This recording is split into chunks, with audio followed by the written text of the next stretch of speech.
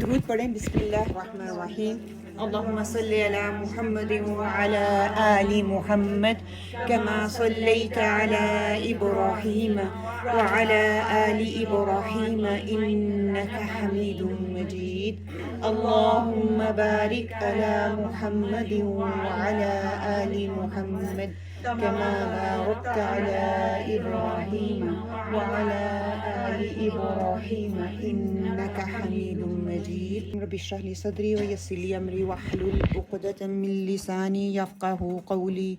ربي زدني علما ربي زدني علما. اللهم فقهنا في الدين.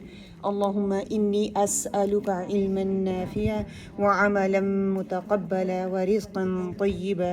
اللهم انفعنا بما علمتنا وعلمنا ما ينفعنا وزدنا علما. اللهم إني أعوذ بك من علم لا ينفع ومن قلب لا يخشع ومن نفس لا تشبع ومن دعوة لا يستجاب لها. اللهم ألهمني رشدي وأعذني من شر نفسي. نية تعلما وتعليما لله تعالى. اللهم أرنا الحق حقا وارزقنا اتباعه وأرنا الباطل باطلا وارزقنا اجتنابه. الله ربي لا أشرك به شيئا. اللهم لا سهل إلا ما جعلته سهلا وأنت تجعل الحزن سهلا إذا شئت. اللهم إني أسألك لذة النظر إلى وجهك والشوق إلى لقائك. اللهم إني أسألك حبك وحب من يحبك والعمل الذين يبلغون حبك. اللهم اجعل القرآن ربيع قلوبنا ونور صدورنا وجلاء أحزاننا وذهاب حمومنا وغمومنا. آمين يا رب العالمين. اللهم ثبتنا عند الموت بلا إله إلا الله. اللهم أهدني واهدني به. آمین یا رب العالمین. انشاءاللہ. السلام علیکم ورحمۃ اللہ. اچھا، جو پیچھے بیٹھے وہ آگے والی سیٹیں یہ جو کرتے جائیں نا، پھر جیسے جیسے لوگ آتے جائیں گے وہ پیچھے پیچھے بیٹھتے جائیں گے. پلیز آپ آگے آ جائیں تاکہ پیچھے والے لوگ بعد میں آنے والے پھر پیچھے آرام سے بیٹھتے جائیں گے، پھر لیسن ڈسٹرب نہیں ہوگا انشاءاللہ. کہ آج ہمارا نماز کے حوالے سے انشاءاللہ تعالیٰ 2 دن کی ورکشاپ جو ہم شروع کر رہے ہیں رمضان سے پہلے، رمضان کی تیاری. فرسٹ آف آل کہ ہمارا اب ٹائم کیا ہو گیا ہے، 20 منٹ اوور سیشن سٹارٹ ہونے کی. ٹھیک ہے، ٹائمنگ آپ کو دی گئی تھی 10 سے 12:30، لیکن ہم سٹارٹ 20 منٹ لیٹ کر رہے ہیں. 12:30 ہوں گے ساروں کو کھجلی ہونا شروع ہو جانی ہے. یہ نہیں کہ ٹاپک فنش نہیں ہوا، کوئی بات نہیں، اگر 10 منٹ اوپر بھی چلے جائیں گے نہیں، ہم لوگوں کو ہوگا کہ ہم 12:30 پہ جو ہے نا فنش کر کے جلدی سے نکل جائیں. بہرحال لیٹ آئے ہیں تو لیٹ چھٹی ملے گی، یہ تو پہلا قانون یاد کر لیں. دوسرا، کل سے پلیز کوشش کریں کہ آپ 1:45 آ جائیں. 10 منٹ میں آپ اپنے نماز وغیرہ نفل جو بھی آپ نے پڑھنا ہے پہلے آ کے بیٹھیں. اور اچھے اسٹوڈنٹ کا طریقہ کار یہ ہوتا ہے وہ پہلے آتا ہے، اپنے لیے ٹائم بناتا ہے، آ کے نماز نفل جو بھی پڑھنے وہ پڑھنے کے بعد ready to take the lesson انشاءاللہ. کل کا لیسن ہمارا تھوڑا سا لینتھی ہوگا بیکاز اس میں ہم نے تھوڑا سا پریکٹیکل بھی کرنا ہے. آج تھوڑی ٹاک ہوگی، تھوڑی سی ایکٹیویٹیز بیچ میں ہوں گی انشاءاللہ تعالیٰ. کہ transform your prayer. Are you ready for it everyone? Okay انشاءاللہ تعالیٰ. یہ آن لائن جو ہے وہ صرف سن سکتے ہیں انفارچونیٹلی. جو فزیکلی بیٹھے ہوئے ہیں وہ اس چیز سے فائدہ اٹھا لیں گے، آن لائن صرف لسن کریں گے. آپ کے سامنے میں یہ پانی ڈال رہی ہوں اس کپ میں. ٹھیک ہے، یہ 3 کپ ہیں. سب کو نظر آ رہا ہے؟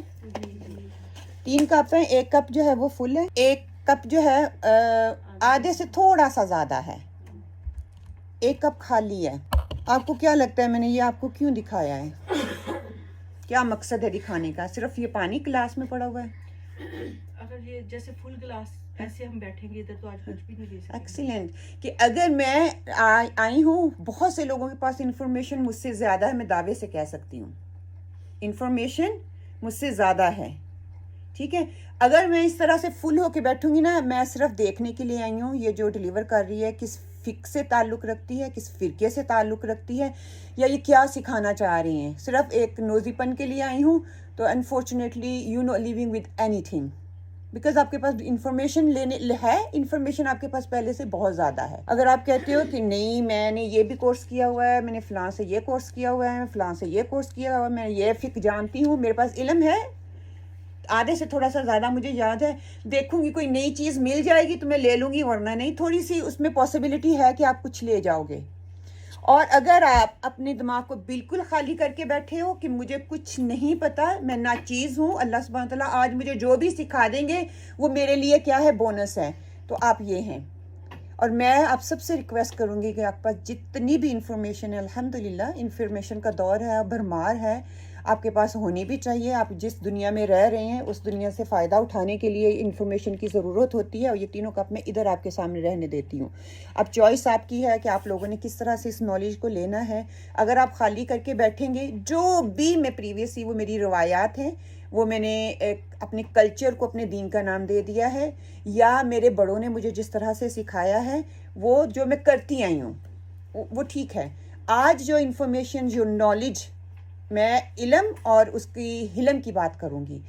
جو علم آج مجھے ملے گا, میں انفارمیشن کی بات نہیں کر رہی, بیئر ان یور مائنڈ, میں انفارمیشن دینے کے لیے یہاں نہیں بیٹھی, میں آپ کو علم دینے کے لیے بیٹھی ہوں. اور علم جب اندر اترتا ہے, حکمت اور حلم آتی ہے, اور جب تک وہ نہیں اترتا وہ انفارمیشن ہی رہتی ہے. تو اس بات کی دلیل آپ کو مل گئی کہ جب تک انفارمیشن علم بنے گا تو اندر اترے گا, ورنہ وہ انفارمیشن کی انفارمیشن ہی رہ جاتی ہے. دوسرا, آپ میں سے الحمدللہ ہم جہاں پہ جتنے بھی لوگ بیٹھے ہوئے ہیں, مجھے نہیں لگتا کوئی 30 سے نیچے ہے, 30 سے اوور ہی ہیں سارے, آن لائن سننے والے بھی اور یہاں پہ مسجد میں بیٹھنے والے بھی.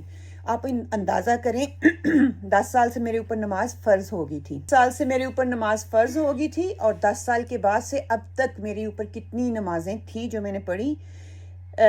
مجھے مدرسے میں جانے والی آنٹی نے, باجی نے, یا قاری صاحب نے, یا مولوی صاحب نے, جو بھی جس کے پاس بھی آپ گئے ہیں, انہوں نے اپنے علم کے لحاظ سے آپ کو جو بھی سکھا دیا, آپ لوگوں نے سیکھا, اور ویسے ہی ہم نماز پڑھتے چلے آ رہے ہیں. اور نماز فرض نماز ہے, اور سب سے پہلا کام ہے جو پوچھا جائے گا, پہلی عبادت ہے جو پوچھی جائے گی قبر میں.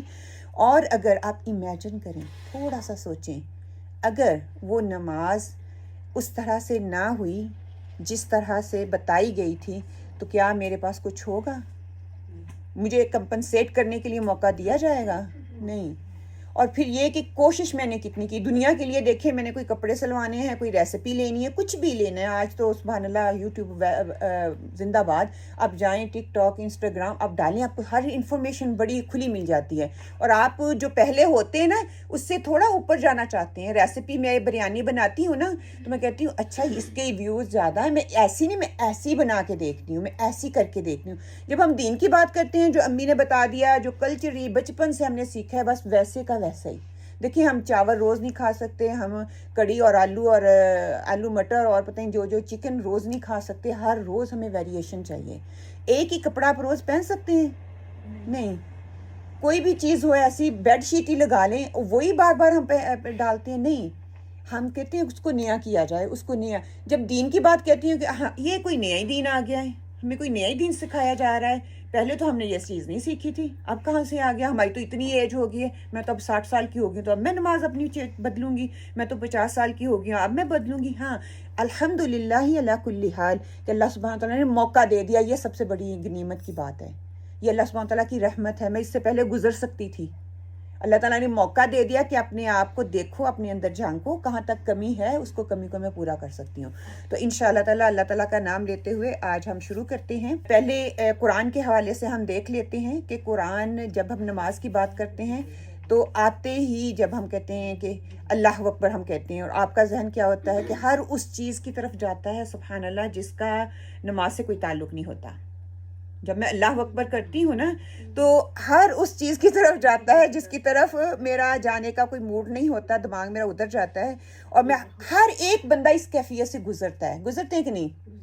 کتنے لوگ گزرتے ہیں اس کیفیت سے؟ سارے گزرتے ہیں. ہمارے درمیان میں ہوتا ہے کہ میں نے یہ کرنا ہے, میں نے یہ کرنا ہے, میں نے یہ کرنا ہے. کسی نے کوئی بات کہہ دی تو وہ مجھے اسی میں یاد آنی ہے. کسی کو میں نے میسج کرنا تھا تو اللہ اکبر کیا نہیں, وہ میسج یاد آیا نہیں. اور نماز کی سپیڈ ایسے ہم پکڑتے ہیں کہ فوراً سے پھر نہ بھول جاؤ, اسلام پھیرتے ہیں, یقین کرو ساتھ ہی پھر وہ بھول جاتا ہے. ایسا ہوتا ہے کہ نہیں ہوتا؟ So many things. جسے ایک جرنلی اگر ہم دیکھتے ہیں تو آپ صلی اللہ علیہ وسلم نے بتایا کہ ایک مخصوص شیطان ہے جس کا واحد کام نماز میں انسان کو بھٹکانا ہے. اس کا نام خنزب ہے. کہ جو شیطان اسپیشلی اس مقصد کے لیے اپوائنٹ کیا گیا ہے کہ جب بھی اس کو ہماری نماز کی اہمیت کا پتہ ہے کہ ہماری نماز کو وہ بے ترتیب کرواتا ہے، بے خیال کراتا ہے، ہمارا دھیان ادھر ادھر لے کے جاتا ہے، ہر توجہ وہ جو ہے وہ بانٹنے میں ایک لمحہ کے لیے ادھر ادھر نہیں ہوتا۔ میں اللہ اکبر کہتی ہوں، آپ میں سے کتنے لوگ ہیں جو 2 رکعت نماز پڑھ کے بتا سکتے ہیں کہ میں نے نماز میں کون سی 2 قرآن کی سورہ پڑھی تھی؟ وہ ہمیں یاد ہی نہیں ہوتا، ہم سلام پھیرتے ہیں۔ میں گارنٹی کہہ سکتی ہوں 100 میں سے 10 لوگ ہوں گے جو بڑی مشکل سے بتا پائیں گے، اور یہ بھی شاید میں زیادہ ہی نمبر بتا رہی ہوں کہ ہم نے کون کون سی سورہ پڑھی تھی دونوں رکعت میں۔ تو کیا ہے کہ وہ اچانک سے آتا ہے، کیا کرواتا ہے، جو یہ ہماری توجہ ادھر ادھر کرواتا ہے نا، وہ کیسے کرواتا ہے؟ وہ کرواتا ہے کہ سبحان اللہ، ادھر کھجلی ہو گئی، ادھر کھجلی ہو گئی، ادھر کھجلی ہو گئی، کپڑے ٹھیک ہو رہے ہیں، میرا سکارف نہیں صحیح، میرے بال باہر آ گئے ہیں، ٹھیک ہے، میں اوپر دیکھ رہی ہوں، میں نیچے دیکھ رہی ہوں، میں ادھر دیکھ رہی ہوں، میں ادھر، unnecessary actions۔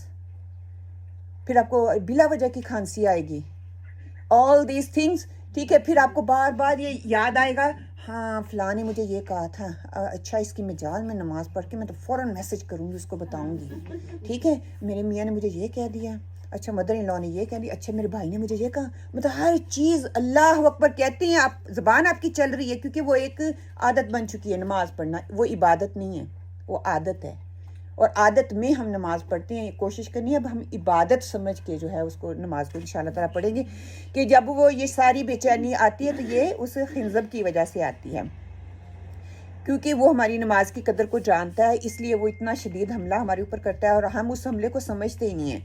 حضرت عائشہ رضی اللہ تعالیٰ فرماتی ہیں، جو کہ اور اس میں سے کچھ صحابہ کی بھی بات آتی ہے کہ انہوں نے آپ صلی اللہ علیہ وسلم سے نماز میں توجہ بٹنے کے بارے میں سوال کیا۔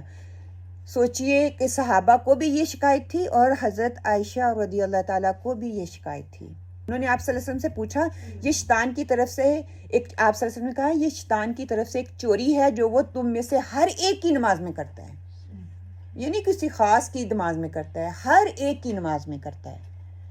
یہ چوری ہے شیطان کی طرف سے جو ہر ایک کی نماز میں کرتا ہے، کہ یہ معاملہ اتنا سنجیدہ ہے، کیونکہ رسول صلی اللہ علیہ وسلم نے ہمیں بتا دیا کہ ایک انسان نماز پڑھ کر واپس آتا ہے اور اس کے لیے صرف 10واں حصہ لکھ دیا جاتا ہے، 9واں حصہ، 8واں حصہ، 7واں حصہ، 6واں حصہ، 5واں حصہ، یا چوتھا یا تیسرا، یا صرف آدھی نماز۔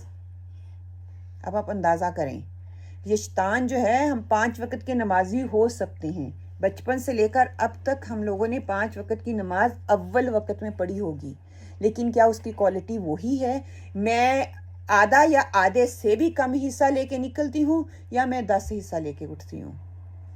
یہ اب میری نمازوں پہ ڈیپینڈ ہے، یا آپ لوگوں کے لیے اپنا کوسچن ہے کہ جب میں نماز پڑھتی ہوں تو میری نماز کی کیفیت کیا ہوتی ہے اور میں کیسی نماز پڑھتی ہوں۔ پھر ممکن ہے کہ کوئی شخص آج 5 نمازیں پڑھے اور اجر کا ایک ہی حصہ یا اس سے کچھ بھی نہ لے کے اٹھے۔ کتنی مصروفیت کے ٹائم میں سے ہم ٹائم نکال کے نماز پڑھتے ہیں، اور اس کی بنیاد وضو پہ ہے۔ انشاءاللہ تعالیٰ اینڈ پہ جا کے میں وضو کے حوالے سے بھی تھوڑی سی بات رکھوں گی، ہمارا ٹاپک وضو نہیں ہے اس لیے میں نے وضو سے شروع نہیں کیا۔ ہم کتنا لے کے اٹھ رہے ہیں، اور ہمیں یہ پتا ہوتا ہے، یہ نہیں کہ نہیں میں نے کیسی نماز پڑھی ہے، مجھے بالکل پتا ہوتا ہے میری نماز کیسی ہے۔ ہانڈی جو میں چولہے پہ چڑھا کے اور نماز کے لیے میں اللہ اکبر کر دیتی ہوں، اور مجھے دھیان یہ ہوتا ہے جل نہ جائے۔ بچے کو میں ہیٹر کے پاس آن کر کے بٹھا دیتی ہوں، گرم ہو جائے، اور دماغ میرا ہوتا ہے شیطان یہ بات جل نہ جائے۔ تو ایسا کام ہی کیوں کرتے ہیں جو کہ مجھے میری دھیان ادھر ادھر بانٹ رہا ہے، تو وہ کام ہی نہ کرے جب آپ نماز پڑھنے کے لیے کریں۔ خوشخبری یہ کہ آپ صلی اللہ علیہ وسلم نے ہمیں صرف مسئلہ نہیں بتایا بلکہ اس کا حل بھی بتا دیا، اور حل جاننے کے لیے الحمدللہ ثم الحمدللہ آج ہم یہاں پہ بیٹھے ہوئے ہیں تاکہ ہم دیکھ سکیں کہ ہم اپنی نمازوں کو بہتر کس طرح سے بنا سکتے ہیں۔ سب سے پہلے نماز کے حوالے سے جب بھی بات آتی ہے تو ہمارے دماغ میں یہ چیز آتی ہے کہ نماز کی ہم نے تیاری کرنی ہے۔ سب سے پہلے اذان ہوتی ہے، پھر ہم نماز کے اندر کپڑوں کا خیال کرتے ہیں، ہم جگہ کا خیال کرتے ہیں، اگر وضو کی ضرورت ہے وضو کرتے ہیں، اگر نہیں ہے پہلے سے ہی ہے تو تب بھی ہمارے دماغ میں یہ چیز چل رہی ہوتی ہے، جگہ پاک ہو، غسل کرنا ہے، اور پھر جا کے ہم قبلہ رخ ہو کے کھڑے ہوتے ہیں۔ جب یہ سارے کام ہو جاتے ہیں تو جب ہم اللہ اکبر کہتے ہیں، اللہ اکبر کہنے کے لیے سب سے پہلے اللہ اکبر کہنے سے پہلے میں نے دماغ میں لے آئی ہوں، تو دماغ میں کیا قرآن میں اس چیز کی دلیل ہمیں ملتی ہے کہ جب آپ نماز کے لیے کھڑے ہو جگہ اور کپڑوں کا پاک صاف ہونا؟ قرآن سے ہمیں اس کی دلیل ملتی ہے جی وہ ہے نا کہ قرآن پاک میں کہ جب بھی آپ نماز کے لیے وہ اپنے آپ کو وہ آپ کو کیا کہتے ہیں تیار کر کے آپ کو زینت اختیار کریں. زینت اختیار کریں. دونوں چیزیں ہمیں ملتی ہیں. سب سے پہلے آپ میں سے کوئی بتائے گا حیت کیا ہوتی ہے؟ حیت, نماز میں حیت کی بات ہوتی ہے. حیت کیا ہے؟ حیت وہ خشیت. حیت خشیت جیسے ایک اپنے اوپر ایک تاری کر لینا, خاص قسم کی کیفیت کہ کھب جانا اس کے اندر. اوکے گڈ, الحمدللہ گڈ. جب ہم حیت کی بات کرتے ہیں نا تو حیت کا مطلب ہے میری پوزیشن ان نماز, کیا ریکوائرمنٹ ہیں وہ حیت میں آ جاتی ہے. آپ کی باڈی سٹرکچر کیا ہے, کس طریقے سے کھڑے ہیں, وہ خشوع سے بالکل ملتی جلتی چیز ہے لیکن اٹ از ایگزیکٹلی وہ چیز نہیں ہے. حیت کہا جاتا ہے میں نے اللہ اکبر کہہ دیا, میرے ہاتھ کہاں پہ کھڑے ہوں گے, میری پوزیشن کیسی ہوگی, میں نے رکوع میں کیسے جانا ہے, میں نے سجدے میں کیسے جانا ہے, میں نے پاؤں کیسے کھڑے کرنے ہیں, میں نے تشہد کیسے پڑھنا ہے. یہ ساری چیز حیت آ جاتی ہے نماز کی حیت کی جب ہم بات کرتے ہیں. ٹھیک ہے, یہ حیت میں نے دماغ میں ہوگی. اور پھر کیا ہے, اللہ سبحانہ وتعالیٰ سورہ مدثر میں کہتے ہیں وَثِيَابَكَ فَطَهِّرْ, اپنے کپڑوں کو پاک رکھو. ٹھیک ہے, جب اپنے کپڑوں کو پاک رکھنے کی باری آتی ہے, یہ سارا کچھ ہو جاتا ہے, تو اللہ سبحانہ وتعالیٰ کیا کہتے ہیں کہ کپڑوں کو میں نے پاک کر لیا قرآن کی روشنی میں, کہ عام حالات میں اگر پاکی کا حکم ہے تو اس کا خیال نماز میں بھی کیا جا سکتا ہے. ٹھیک ہے, اگر عام حالات میں ہمیں حکم دیا جا رہا ہے کہ اپنے آپ کو پاک صاف رکھو, صفائی کیا ہے, نصف ایمان ہے. جب صفائی کی بات آتی ہے تو نیچرلی بات ہے جب میں نماز میں جاؤں گی, اس رب کے سامنے کھڑی ہوں گی, تو میرے کپڑوں کا پاک صاف ہونا اور جگہ کا پاک صاف ہونا ضروری ہے. پھر عبارت النص جو ہے اس سے ثابت ہو گئی ہے کہ جگہ کا پاک ہونا ضروری ہے. اور عام حالات میں پاکی کا حکم نماز میں بدرجہ اولا ہے, اور بدرجہ اولا دلالت نص کہلاتا ہے. دلالت نص مطلب کہ دلالت آ گئی, ہمیں مل گئی قرآن سے اگر وہ عبارت میں ہے. اگر عبارت میں نہیں ہے تو اس کے کانٹیکسٹ میں دیکھا جائے گا, کیونکہ کوئی بھی نالج کا سورس سب سے پہلے ہمیں کیا دیا گیا, قرآن. ٹھیک ہے, اگر قرآن سے ہمیں وہ چیز وہ دلیل مل جاتی ہے تو پھر کیا, ٹھیک ہے الحمدللہ, پھر ہمیں سنت کی طرف جانے کی ضرورت نہیں ہے. اگر قرآن صرف اشارہ دے رہا ہے اور اس کی سٹرکچر کی طرف ہم نے جانا ہے, اس کی مور ڈیپتھ میں جانا ہے, تو کیا کرے گا, سنت اس کو دلالت کرے گا. ٹھیک ہے, اب دونوں ہی چیزیں جو ہے ہمیں قرآن کی عبارت سے سمجھ آ رہی ہیں کہ میں نے اپنے لباس کو اور جگہ کو صاف کرنا ہے. اگر نماز کی پاکیزگی عبارت النص سے ثابت ہے تو اوبویسلی بدن کی پاکیزگی دلالت النص میں داخل ہو جائے گی, اس میں کوئی شک نہیں ہے. یہ دونوں چیزیں ہمارے لیے واضح ہوگی قرآن ہی سے کہ جگہ کی پاکیزگی کے لیے بھی قرآن سے عبارت جو ہے وہ ہمیں مل جاتی ہے.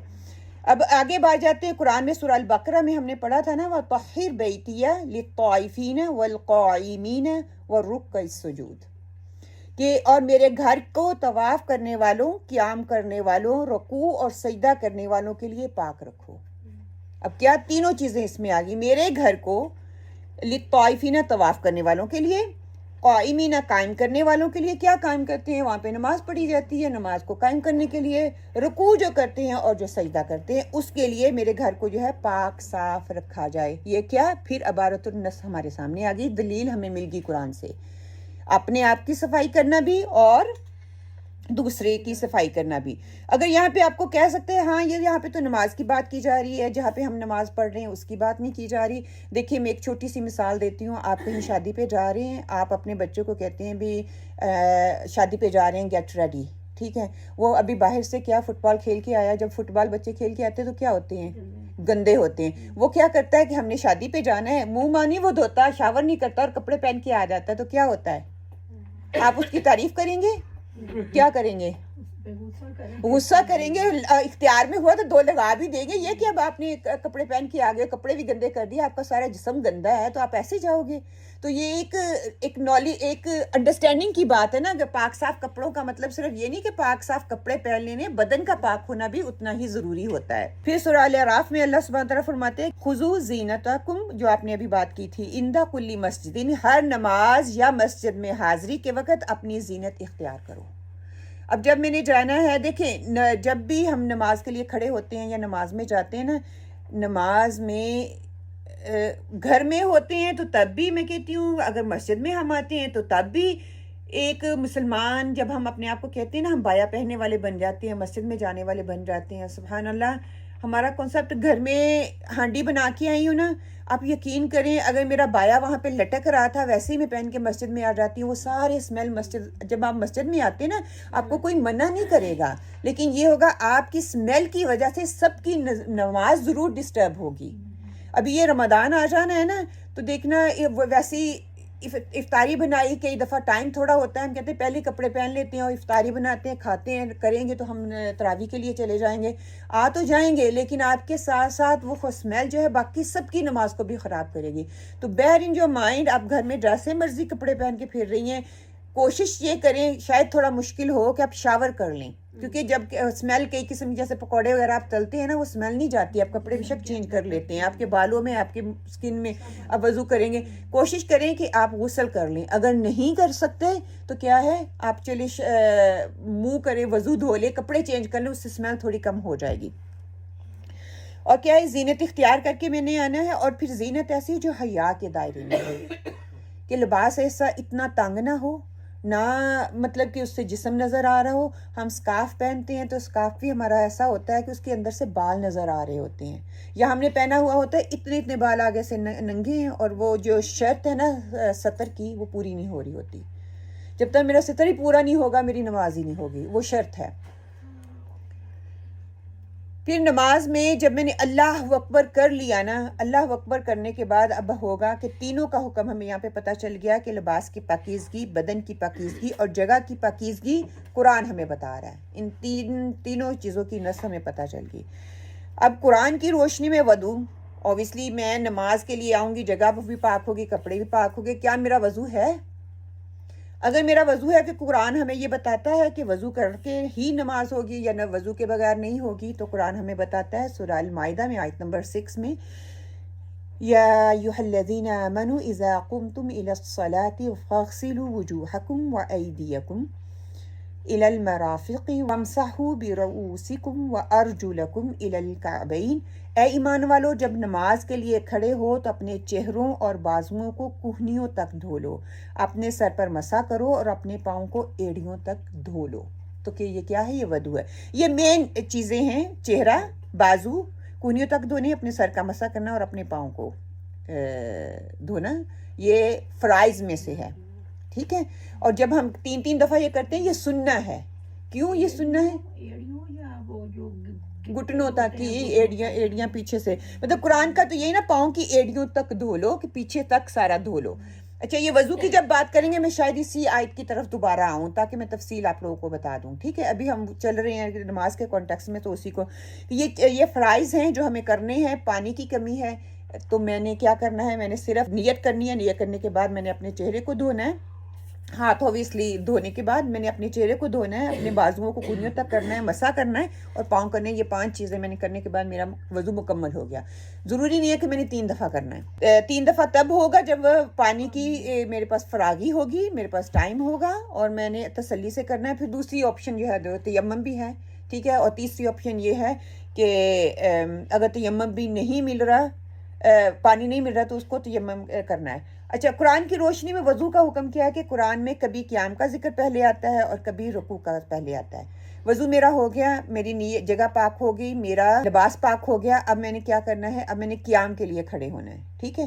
جب قیام کا ذکر قرآن میں آتا ہے تو کیا کبھی یہ ذکر آئے گا سجدے کا پہلے آئے گا کہ قرآن میں سجدہ پہلے کرو، اور کبھی آئے گا رکوع پہلے کرو، کبھی آئے گا کہ قیام پہلے کرو، کبھی آئے گا رکوع پھر کبھی سجدہ، ٹھیک ہے. قیام، رکوع، سجدہ یہ ہمارا ایک آرڈر ہے جو ہم نماز پڑھتے ہیں.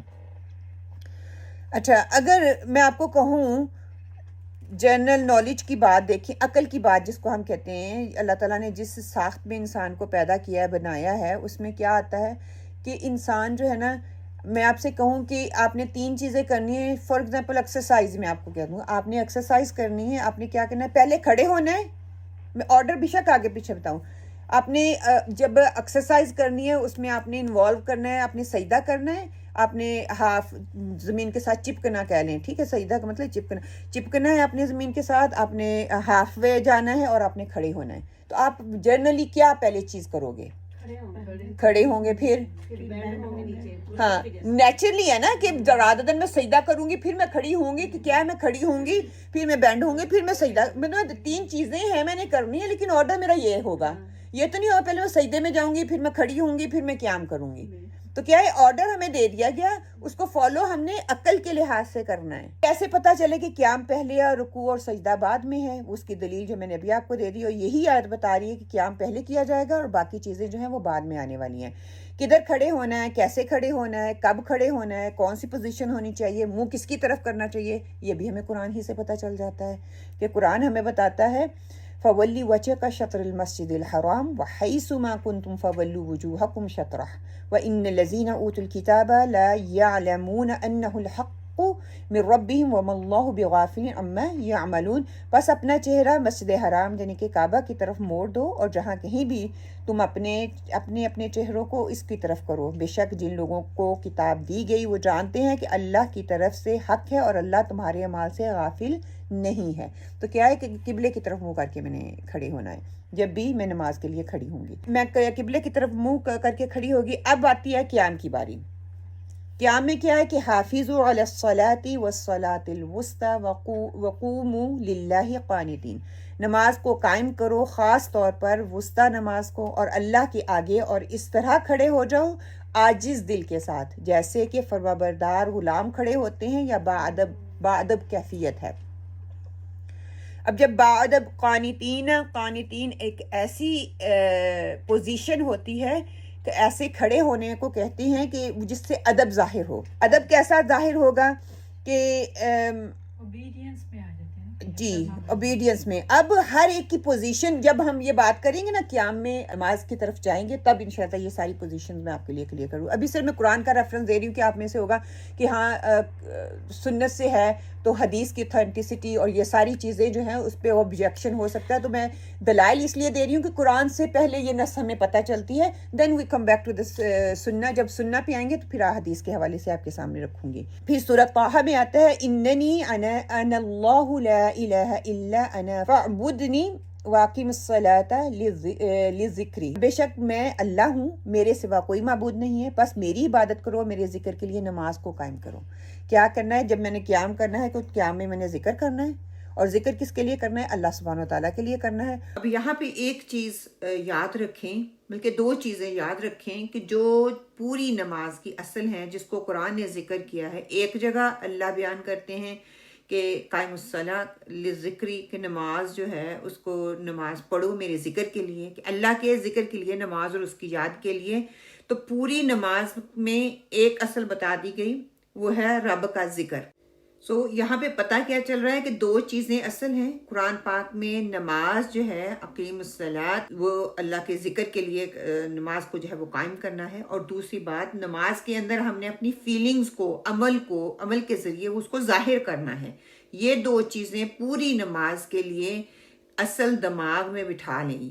بخاری کی وہ حدیث یاد کر لیں جس میں ایک شخص آتا ہے اور بیچارے کے پاس اتنا دین نہیں تھا، تو وہ نماز کے آپ صلی اللہ علیہ وسلم کے پیچھے نماز پڑھ رہا تھا، تو نماز میں ہی وہ باتیں کرنے لگ گیا۔ نماز میں شروع ہوا تو ادھر بھی سلام کر رہا ہے ادھر بھی سلام کر، سب کی طبیعت اور خیریت پوچھ رہا ہے، آپ سنائیں آپ ٹھیک ہیں؟ اب اس پہ جو ہے نبی کریم صلی اللہ علیہ وسلم، نماز ختم ہوئی تو اللہ کے نبی صلی اللہ علیہ وسلم ان کے پاس آئے، اور پھر اللہ کے نبی صلی اللہ علیہ وسلم نے فرمایا یہ جو نماز ہے نا، یہ جو صلاۃ ہے اللہ کی عبادت اس میں کی جاتی ہے، اس کے اندر اللہ ہی کا ذکر کیا جاتا ہے، اس کے اندر دنیاوی باتوں کو نہیں لے کے آیا جاتا، ادھر ادھر کی باتیں نہیں کی جاتی۔ سبحان اللہ، کتنے پیارے طریقے سے آپ صلی اللہ علیہ وسلم نے اس کو سمجھا دیا۔ یہ نہیں کہ تمہاری نماز نہیں ہوئی اور تم نماز میں یہ کر رہے ہو یہ کر رہے ہو، کتنے خوبصورت انداز میں آپ صلی اللہ علیہ وسلم نے یہ بات اس کو سمجھائی۔ سورہ مومنون آیت نمبر 2 میں اللہ سبحانہ وتعالیٰ فرماتے ہیں الذین هم فی صلاتہم خاشعون، جو لوگ اپنی نمازوں میں خشوع، دل کی عاجزی اور توجہ رکھتے ہیں، ان کی وہ جو نمازیں ہیں قبول کی جاتی ہیں۔ اچھا، خاشع کے ایسی پوزیشن کو کہا جاتا ہے کہ ہر وہ کیفیت جو دل میں پیدا ہوتی ہے اور اس کا عملی اظہار بھی ہو، اور عملی اظہار نہیں ہے تو اس کو خاشع نہیں کہا جاتا، عربی والے اس کو خاشع نہیں کہتے اگر وہ عمل سے ظاہر نہ ہو۔ ہم نماز میں آ کے کھڑے ہوتے ہیں اور میرے عمل سے شیطان جو خنزب ہے بار بار مجھے تنگ کر رہا ہے، کبھی کچھ کبھی کوئی حرکت کروا رہا ہے، کبھی کوئی حرکت کروا رہا ہے، تو اس کا مطلب کیا ہے کہ میں خاشع نہیں کھڑی، صحابہ کرام کا عمل ہمیں نظر آتا ہے. کوئی تکلیف ہوتی تھی، کوئی پریشانی ہوتی تو کیا نا، جب میں نماز میں ہوں مجھے ادھر ادھر کی کوئی فکر نہیں ہوگی تو تب میرا علاج کرنا، تب میرے تیر نکالنا، تب میری تکلیف کو دور کرنا. یہ چیز پھر آپ کو سمجھ آئے گی. ٹھیک ہے، تو کیا ہے، خشیت ایسی ہے جو عمل سے بھی ظاہر ہو اور دل سے بھی ظاہر ہو. ہر چیز جو ہے اس چیز کا مجھے بتا رہی ہو کہ یہ خشیت میں آ رہی ہے. نماز میں کن چیزوں کی ضرورت ہے؟ اللہ کا ذکر سب سے پہلے، کہ نماز اللہ کے ذکر کے لیے ہوگی. پھر کیا ہے، خاشع، نماز کے اندر اپنی فیلنگز کو عمل کے اظہار کے ذریعے میں نے ظاہر کرنا ہے. نماز کا اصل کیا ہے کہ اللہ اکبر کہتے ہی ذکر کی حالت میں عملی اظہار کرنا ہے. اللہ اکبر کیا ہے؟ رفع یدین. اب یہاں پہ پھر وہ کنٹرڈکشن آئے گی. میں یہاں پہ اپنی کوئی بات نہیں رکھوں گی، ایز اٹ از حدیث کو لے کے ہم انشاءاللہ تعالیٰ آگے چلیں گے. کیا نماز کا آغاز رفع یدین سے ہوگا؟ جی، جب جس کو ہم تکبیر اولیٰ کہتے ہیں نا، دس از رفع یدین. اللہ سبحانہ تعالیٰ کہتے ہیں وَذَكَرَ اسْمَ رَبِّهِ فَصَلَّى، کہ اللہ کا نام لو اور نماز پڑھو. اصل میں نہیں دیکھے نا، وَذَكَرَ، اللہ کا نام جپو، ہاں تسبیح کرو اللہ سبحانہ تعالیٰ کی. ایسے کہ یہ حکم مطلق ہے کہ نہیں؟ مطلق کا مطلب کیا ہے؟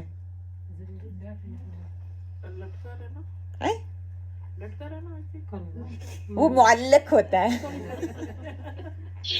اطلاق کرنا، کسی چیز کا نافذ کر دینا، اطلاق کرنا یا نافذ کرنا. ٹھیک ہے جی، یہ حکم مطلق ہے. اس کا مطلب میں کوئی بھی نام لوں گی تو اللہ جو ہے، اللہ کا کوئی بھی نام لوں گی تو وہ میری نماز شروع ہو جائے گی. ابو امام حنیفہ اس رائے کے وہ متفق ہیں اس سے. مطلب کیا؟ مطلق عام ہے، عام ہے.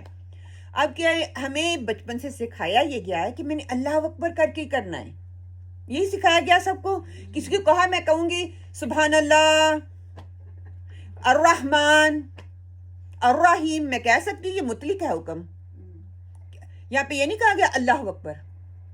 وَذَكَرَ اسْمَ رَبِّهِ فَصَلَّى، جب نماز کے لیے کھڑے ہو تو کیا؟ اللہ کا نام لو. اب ہم اللہ اکبر کہتے ہیں، ہاں ہمیں قرآن سے ہی اس کی دلیل بھی ملتی ہے کہ اللہ اکبر کہنا چاہیے. کیوں؟ کیونکہ آپ صلی اللہ علیہ وسلم نے اللہ کے اس نام کو چنا، اس لیے ہم اللہ اکبر کہتے ہیں. ورنہ کوئی بھی آئے گا آپ کے سامنے آ کے کہے گا الرحمن اور نماز شروع کر دے گا، اس کی نماز غلط نہیں ہے، وہ بالکل قرآن کے حکم کے مطابق نماز پڑھ رہا ہے. اللہ کے ناموں میں سے جو اللہ تعالیٰ کے صفاتی نام ہے، اس میں سے کوئی نام لے کے بھی آپ اپنی نماز کا آغاز کر سکتے ہیں، آپ کی نماز ہو جائے گی. اللہ اکبر ہم کیوں کرتے ہیں ابھی یہ بتاتی ہوں. لیکن افضل وہی ہے جو نبی صلی اللہ علیہ وسلم نے کیا. کیا؟ اللہ اکبر. قرآن میں کیا آتا ہے؟ اتلو 21 پارہ یہاں سے شروع ہوتا ہے. اتلو ما اوحی الیک من الکتاب واقیم الصلاۃ ان الصلاۃ تنہی عن الفحشاء والمنکر ولذکر اللہ اکبر. ٹھیک ہے، واللہ یعلم ما تصنعون. اے نبی صلی اللہ علیہ وسلم، اس کتاب القرآن کی تلاوت کرو جو تمہاری طرف وحی کی گئی ہے، اور نماز قائم کرو. بے شک نماز بے حیائی اور برائی سے روکتی ہے، اور بے شک اللہ کا ذکر سب سے بڑی شے ہے، اور اللہ جانتا ہے جو تم کرتے ہو. اب قرآن سے ہمیں اس کی دلالت مل گئی کہ اللہ اکبر کہنا افضل ہے اور آپ صلی اللہ علیہ وسلم کی سنت ہے. ورنہ اگر کوئی بھی آ کے نماز آپ کے سامنے پڑھے گا اور اللہ اکبر نہیں کہے گا، اللہ تعالیٰ کا کوئی بھی نام کرے گا، اس کی نماز غلط نہیں ہے، حرام نہیں، ہم اس کو کہیں گے. یہ نہیں کہیں گے کہ آپ کی نماز ایکسیپٹڈ نہیں ہے، پتہ نہیں کس فرقے سے اس کا تعلق ہے، وہی اس کو کسی کو وہابی بنا دیں گے، کسی کو کوئی، کسی کو نہیں. وہ وہی کر رہا ہے جو اللہ تعالیٰ نے ہمیں قرآن پاک میں بتایا ہے.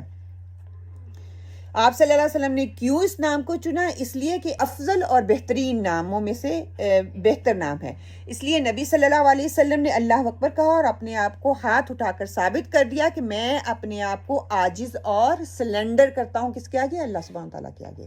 اور جب ہم کرتے ہیں اللہ اکبر، میری دال بنانے والی، بچیاں نے چکر والا، ہائے میری اتنے بھی گھٹنے چ بھی درد، میری بیک چ بھی درد، مجھے بہت بخار، ہائے میری امی کیوں فوت ہو گئی، ہر چیز میرے دماغ میں آتی ہے. کیا میں سلنڈر ہو کے ایسے میں نے ہر دکھ، ہر پریشانی کو اپنے ہتھیلی پہ رکھے. جتنی پریشانیاں، مشکلات ہیں، ہسبینڈ کو کام نہیں مل رہا، بیٹے کو نہیں مل رہا، رشتہ نہیں ہو رہا، کوئی مشکل ہے، کوئی پریشانی ہے، ہاتھ پہ رکھے، اس کو مسئلے پھینکے، اینڈ دین اللہ اکبر، اس کے سپرد کریں جس نے یہ ساری چیزیں ڈالی ہیں.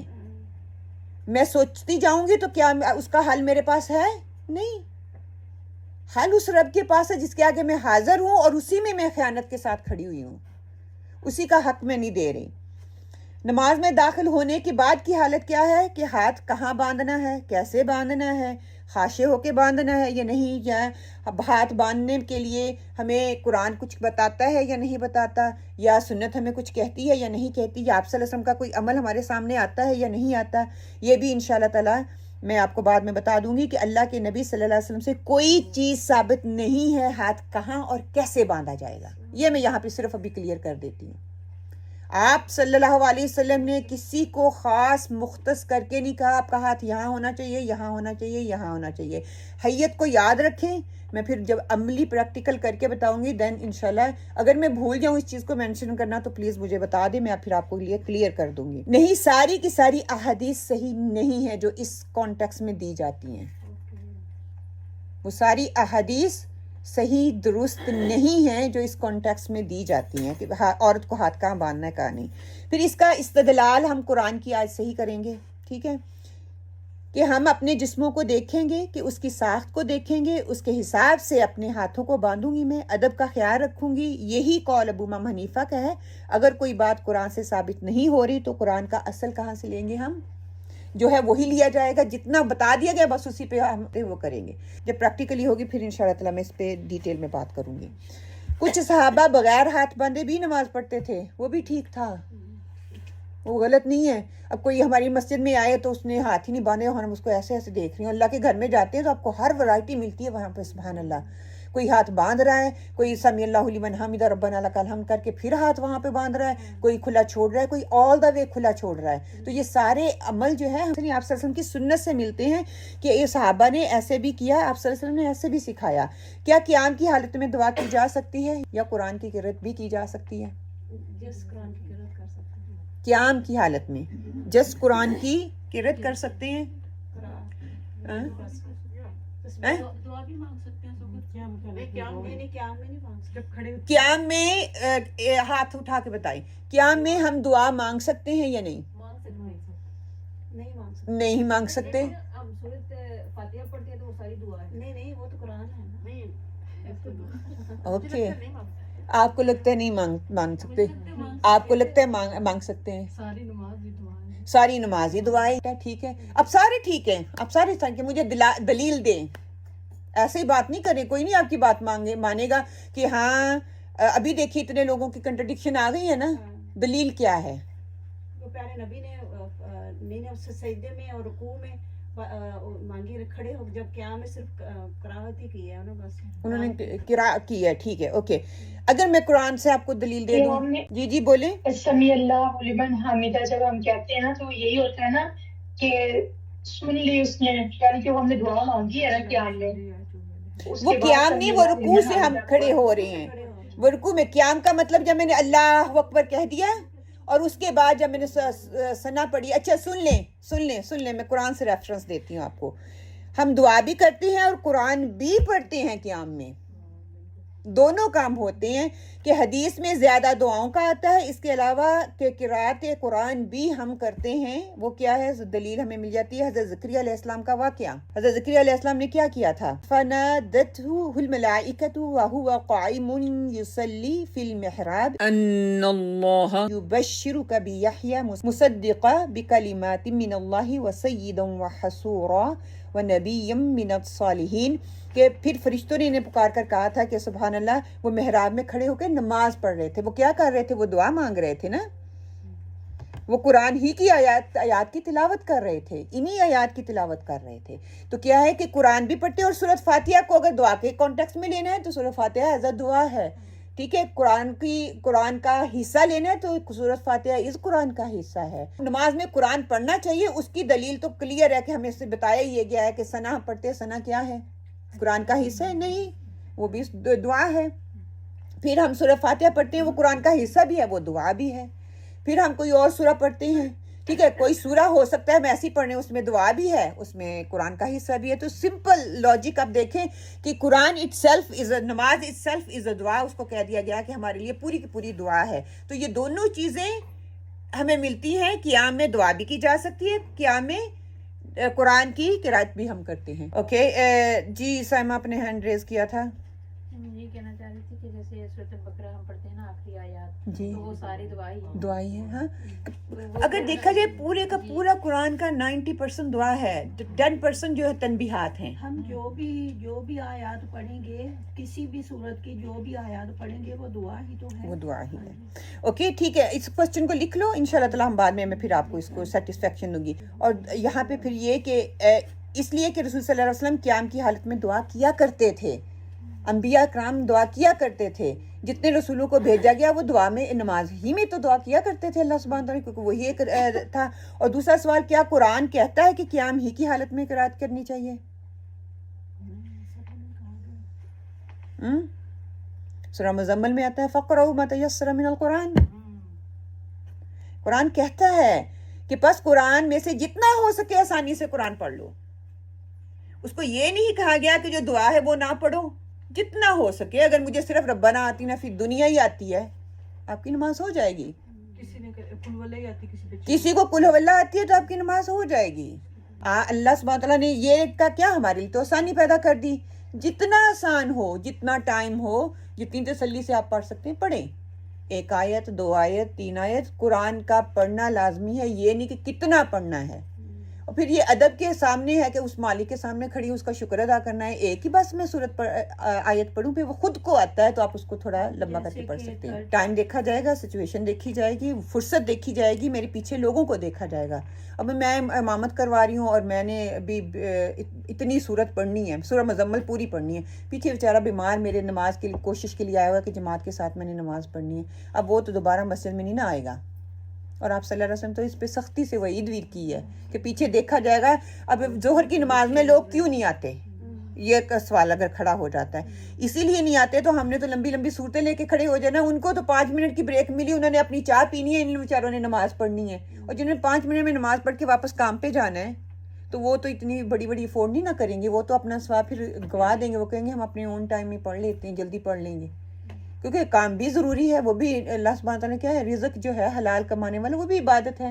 جنت بات کہتی ہے نا، اپنے اگر سوچے تو جب ہم جلدی میں ہوتے ہیں، فرض اس دفعہ نماز اثر کی ہوتی ہے، ہم کیا کرتے ہیں چھوٹی صورتیں پڑھتے ہیں نا کہ چلو نماز ہم پڑھ لیں، چھوٹی صورت کر کے ہم فوراً فنش کرتے ہیں. جب ہمارے پاس عشاء میں یا فجر میں ہمارے پاس ٹائم ہوتا ہے تو ہم کیا کرتے ہیں، پھر ہم لمبی صورتیں پڑھتے ہیں. تو وہ ایک جنرل بات ہوتی ہے کہ یہ ایسے ہی ہونا چاہیے. ایسے ہی میرا بیٹا جمعہ پڑھنے ہاسپٹل میں تھا، جمعہ پڑھنے گیا تو وہ کہتا میں بیٹھا جمعے کا وہ خطبہ اتنا لمبا جب پر میرا ٹائم ختم ہو گیا، میں واپس چلا گیا. پھر میں نے ویسے نماز پڑھی. وہ دوبارہ نہیں جائے گا، وہ دوبارہ نہیں جائے گا نماز پڑھنے کے لیے. کیوں؟ کیونکہ اس کو ہے میں اتنی بھاگ کے جاتا ہوں، میرا وقت وہ ضائع گیا نا راستے میں جو اس نے بیچارے نے گزارا.